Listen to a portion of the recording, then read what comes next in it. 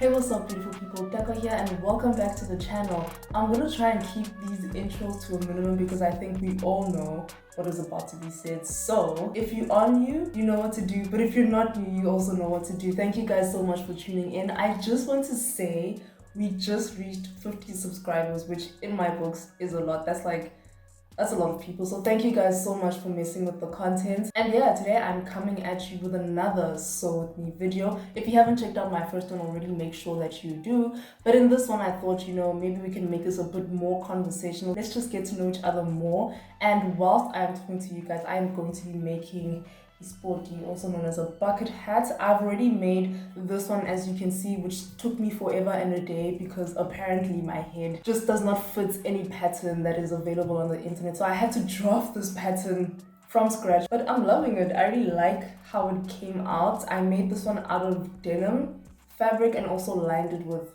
lining. But the second one that I'm going to be making today is going to be made out of suede. I have already put or ironed on some interfacing, which basically makes the fabric have a bit more structure to it. It is normally what's used, on the wristbands and collars of shirts. I've also done the lining of the bucket hat, of the second bucket hat that I'm going to be making, which is going to be going on the inside just to give it a cleaner finish. This is not necessarily a tutorial video like the previous ones that I have done. However, whilst I am talking to you guys, I will be letting you know what exactly I'm doing in case you do want to go ahead and make your own bucket hat. These are the pieces that I cut out. I'll have the information on the screen if you guys want to know where exactly these pieces will go and what the piece serves. And yeah, let's get right into the video. Just for those who are interested, what I'm going to be doing is taking these pieces first, placing them right sides together and just sewing them down the short ends. I just want to put a disclaimer out there because this is the internet and the internet can get a bit weird. These are my personal experiences, my personal accounts, but I really love how the conversation around there being multiple shades of black and all of them being beautiful, all of them being just as admirable as the other. Had it come sooner in my life, I think that would have been great just, for self-acceptance, just a self-identity crisis check on myself as a kid. But nonetheless, I am grateful that it is happening now or has been happening for a while. Yes, there is a lot of work to be done still, but I think the conversation or the tone of the conversation has definitely changed and I'm here for it.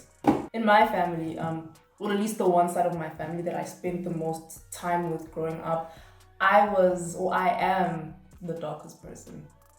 No, I'm lying. I'm not the darkest person. I'm the darkest female in my family.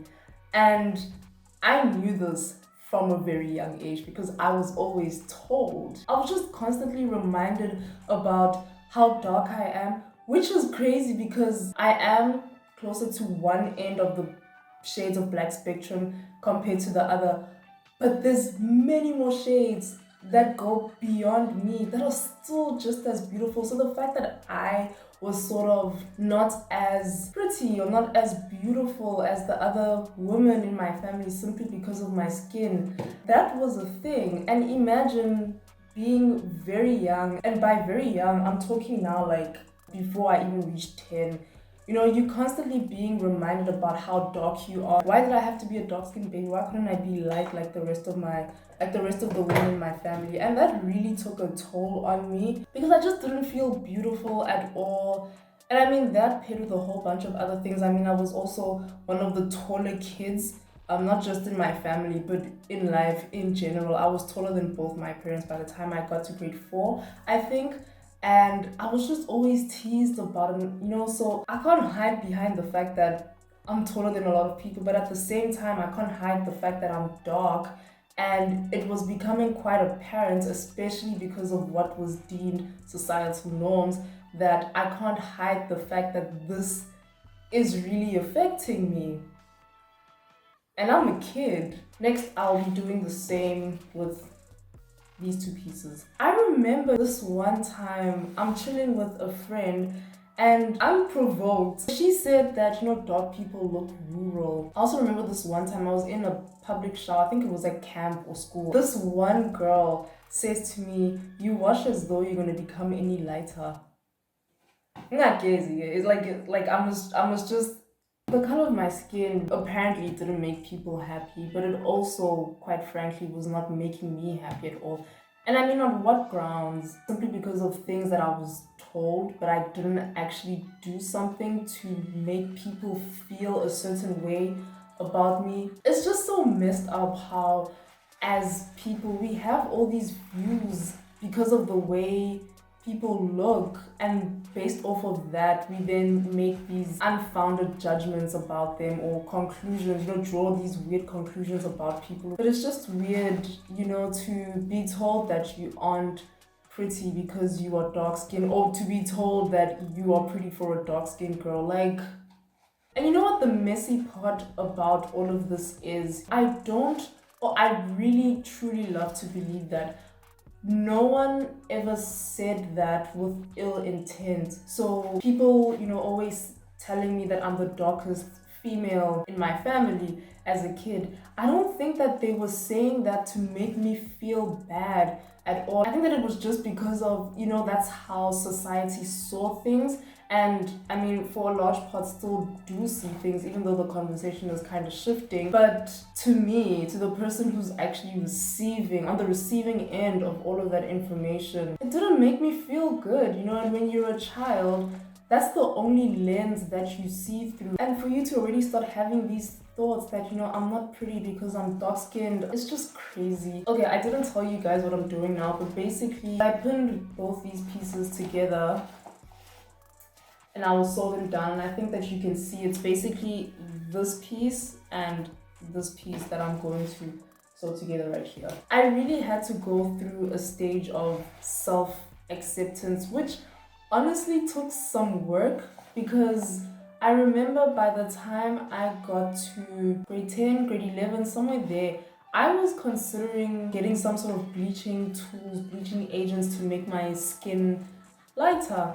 And you know what, also, I think that is another conversation on its own, but I sort of see it similar to, I don't know, getting any other type of cosmetic surgery in order to make yourself the most beautiful version of yourself, so long as it's for yourself.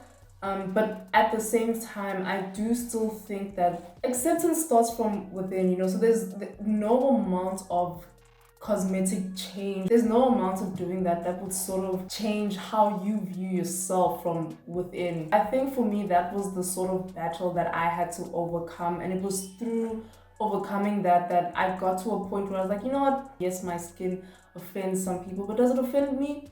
No. Do I love my skin?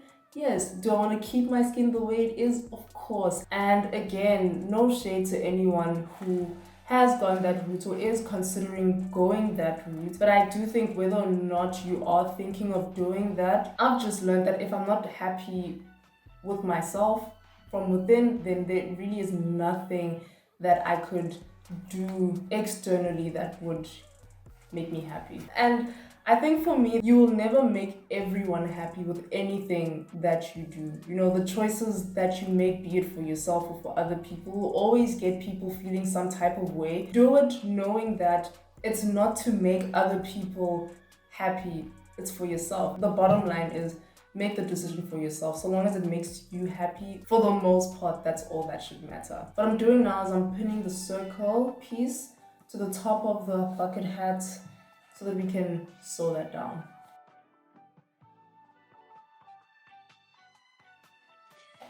This is what this bad boy looks like inside out. The next thing that I'm going to do is sew the lining onto this, making sure that all the seams are lined up. I think just to sort of wrap up the whole conversation about colorism, specifically my experience with it, is that I'm glad that the conversation has changed, even though there are some people who still have their views. I'm just glad that there is beauty in being dark-skinned, whereas before there was no beauty in being dark-skinned. I'm here for that type of content, so I'm really happy that the conversation has changed. I really wish that for me, that sort of conversation had started, especially because of things that I was told when I was a child growing up. But I guess it was part of my journey, it was part of my learning, and I'm glad that it brought me to the point where I am now, where I am in love with myself. I love my skin, I love who I am, and it is, a journey that you take every day. Make sure that when you sew around the lining, you leave maybe about that much space for your hand to go in so that you can flip this inside out. Flipping this inside out can be a bit of a challenge because you don't want to snap anything but still want everything to look cute, so make sure that you're gentle with this part. I think this is where I'm going to end the video because there is still quite a bit to do, and already this video is sitting on 50 minutes, which is going to take me about 3.5 years to edit. But this is what the sporty looks like. It is very much the cute person. Just so that you guys know what I'm going to do to finish it off, this part here that we flip the hat inside out from, I'm just going to fold it over so that those raw edges are on the inside like that, and I'm going to hand stitch it just to give it a neater finish. I'm then going to go over the edge and top stitch that down, and that's basically just to hold everything in place. This is after I iron it, just so that everything is nice and crisp. And then I think just for decoration purposes, I'm gonna add like a few lines going through, just to make it look cute. But that is the bucket hat. Thank you guys so much for tuning into this video, and thank you again for 50 subscribers. Follow me on Instagram if you want to get in the knowings of things. But anyways, you guys stay blessed, and I'll see you on the next one. Bye.